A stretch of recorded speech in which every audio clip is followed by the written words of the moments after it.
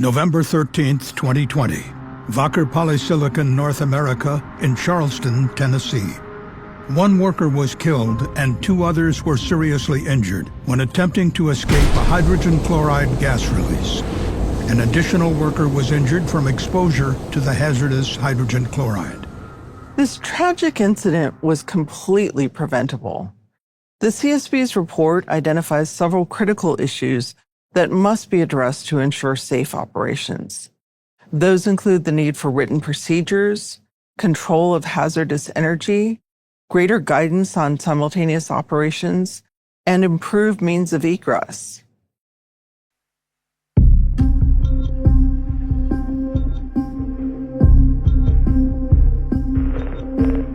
Wacker's Charleston, Tennessee facility manufactures various silicon-based materials that are used in the production of a variety of products.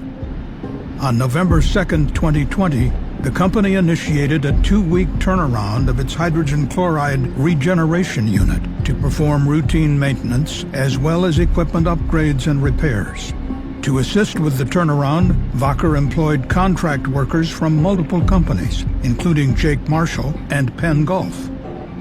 On the morning of November 13th, Wacker issued a work permit to Jake Marshall to perform maintenance on a heat exchanger's vapor outlet piping.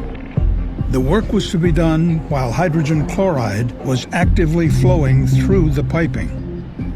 Exposure to hydrogen chloride gas can cause injuries, ranging from irritation of the eyes and lungs to severe burns or death. To protect themselves from those chemical hazards, the Jake Marshall contractors wore full-body chemical-resistant suits, rubber boots and gloves, and full-face respirators with acid gas cartridges. The maintenance took place on the 5th floor of an equipment access structure, which only had one staircase for entry and exit. That morning, contractors from Penn Gulf were also working on the same 5th floor platform. The Penn Gulf employees, however, were performing insulation activities that were not expected to involve potential exposure to hydrogen chloride. For their insulation work, the 4 Penn Gulf contractors were wearing the minimum personal protective equipment required by Wacker: flame-resistant clothing, steel-toe safety boots, as well as safety glasses and hard hats. They had escape respirators and safety harnesses in their possession, but were not actively wearing those items. The Jake Marshall contractor's task was to tighten bolts on the heat exchanger's vapor outlet piping in order to minimize leaks. The amount of force required to tighten a bolt is based in part on the materials of construction of the equipment being connected. The amount of force is called the torque requirement. The vapor outlet piping included both a nozzle made of graphite and lined piping constructed of carbon steel. In this case, the torque requirement for bolts connecting steel to steel is higher than the torque requirement for bolts connecting steel to graphite, as graphite is a very brittle material. But on the day of the incident, Jake Marshall pipe fitters were not given written specifications for every bolt they would tighten. A Jake Marshall journeyman provided an apprentice pipe fitter with a torque wrench set to 40 foot-pounds, which is the setting for tightening the steel-to-steel connections. After tightening the bolts requiring 40 foot-pounds of torque, the pipe fitter then used the torque wrench to tighten bolts on the steel-to-graphite connection. But the manufacturer recommended torque value for those bolts is only 15 foot-pounds. As a result, the bolts were inadvertently over-tightened. At 10:04 a.m., the excess torque applied to those bolts caused the heat exchanger to crack. Hazardous hydrogen chloride released to the atmosphere between the workers and the only available staircase. Within 15 seconds, a large hydrogen chloride cloud filled the area, preventing the workers on the platform from seeing their surroundings. The apprentice pipe fitter quickly moved away from the release. As he did, his chemical suit became entangled on surrounding equipment and tore open. This exposed him to hydrogen chloride, which caused chemical burns. In the chaos, he bumped into equipment on the platform, which knocked off his respirator. Although he was located closest to the staircase, without a respirator, he could not pass through the hazardous cloud to exit. Instead, he moved to the opposite side of the platform where the other contractors had been working. 3 of the 4 Penn Gulf employees put on their escape respirators. But without chemical suits, they were unable to walk through the cloud to reach the staircase located on the opposite side of the platform. Instead, they attempted to climb down piping on the side of the structure, which was approximately 70 feet high. While climbing down, all 3 fell to the ground. 1 worker was fatally injured from the fall, and 2 sustained serious injuries. The remaining Penn Gulf worker was able to put on her escape respirator with help from a Jake Marshall worker, who, wearing chemical-resistant PPE, also attempted to shield her from the hazardous hydrogen chloride. The dangerous release continued for approximately 3 minutes, until all the gaseous hydrogen chloride had escaped from the system. After the release stopped, the 3 Jake Marshall workers and 1 Penn Gulf worker used the staircase to evacuate the area and safely reach the ground. The Chemical Safety Board launched an investigation and found 4 key safety issues contributed to the incident. They are written procedures, control of hazardous energy, simultaneous operations, and means of egress. The first safety issue concerns written procedures.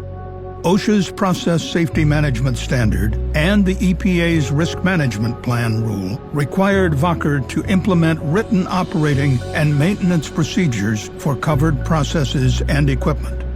These should have included clear instructions for how to tighten the different types of connections present on the heat exchanger's vapor outlet piping. But the CSB found that Wacker did not have a written procedure to execute the task. Instead, Wacker relied on verbal instructions and the piping manufacturer's equipment manual to communicate the torque requirements to the Jake Marshall contractors. The manual, however, did not include the torque requirements for the bolts that were eventually over-tightened. Those requirements were included in the manufacturer's drawing of the heat exchanger, which the Jake Marshall pipe fitters did not have in their possession at the time of the work. The CSB learned that the correct torque requirements were verbally communicated by the Wacker permit authorizer to the Jake Marshall foreman. The foreman then relayed the torque requirements to the journeyman pipe fitter, who finally communicated the information to the apprentice, who ultimately tightened the bolts. But the lack of clear written information and reliance on verbal instructions increased the likelihood of miscommunication and misunderstanding of the task and precautions. Written procedures, which consolidate information required to safely execute a given task into easy-to-understand instructions, are a critical tool for ensuring safe operations and maintenance activities. Had Wacker used all relevant sources of information to develop written procedures for tightening each type of connection on the vapor outlet piping, it is likely that the contractors would have known about the specific torque requirements, which would have prevented this incident.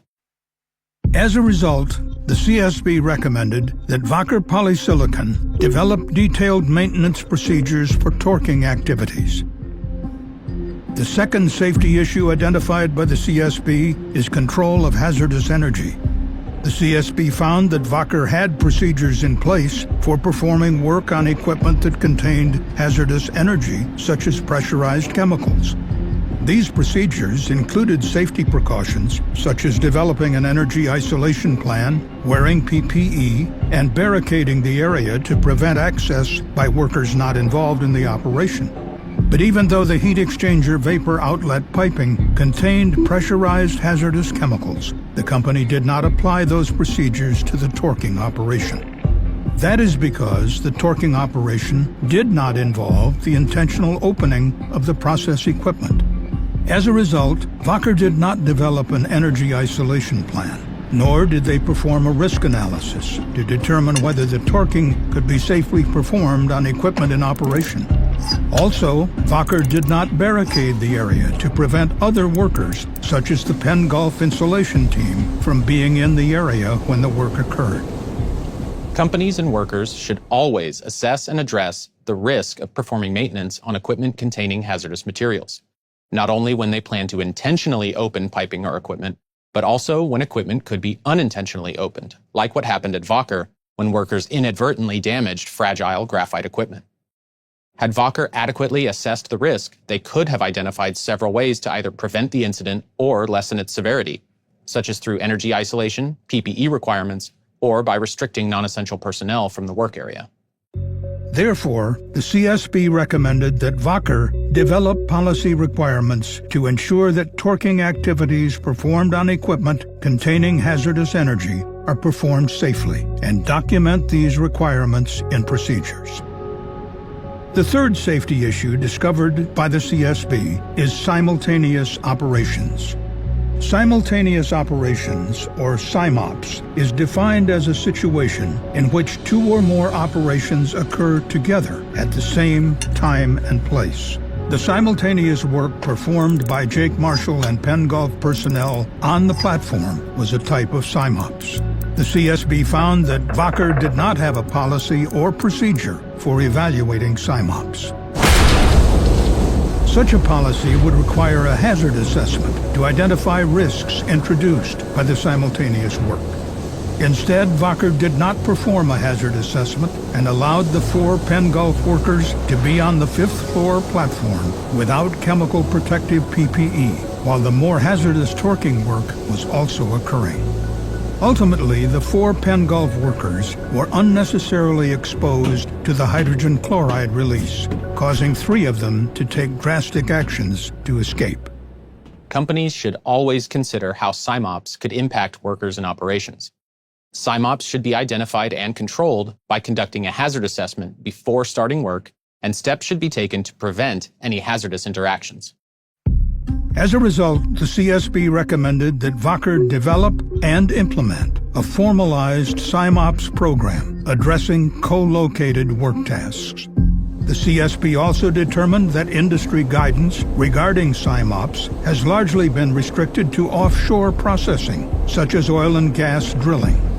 In fact, during its investigation, the CSB was unable to identify any codes, standards, or regulations specifically relating to the identification and control of SIMOPS for maintenance activities conducted on stationary source chemical processes.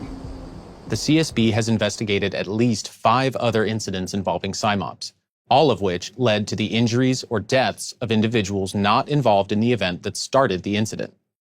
To prevent other needless tragedies, the CSB believes that the lack of regulation and guidance surrounding SIMOPS is a safety gap that must be rectified. In its report, the CSB recommended that OSHA promulgate a standard or modify existing standards to require employers to ensure the coordination of SIMOPS involving multiple work groups, including contractors. The agency also recommended that the Center for Chemical Process Safety develop and publish a safety product on safe work practices, including detailed and practical guidelines for evaluating SIMOPS.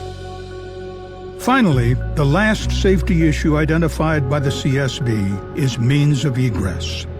The CSB learned that Wacker performed a process hazard analysis 3 months before the incident, which identified the need for a ladder or some additional means of egress on the equipment access structure in case a hydrogen chloride release blocked workers from accessing the stairs. Prior to the incident, multiple employees also discussed concerns with Wacker management on the need for a secondary exit on the structure. But the CSB found that Wacker did not take any action to address these concerns before the incident.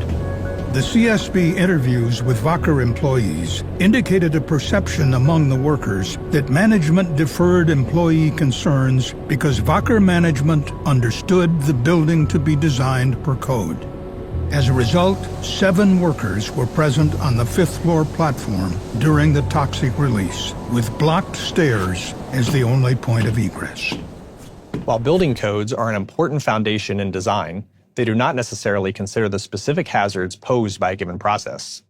Companies should prioritize the implementation of PHA findings and employee input to control hazards identified by those closest and most familiar with the facility and operations. The CSB learned that Wacker designed the equipment access structure with a single point of egress based on building code requirements for an unoccupiable equipment platform and were not required to add an additional means of egress.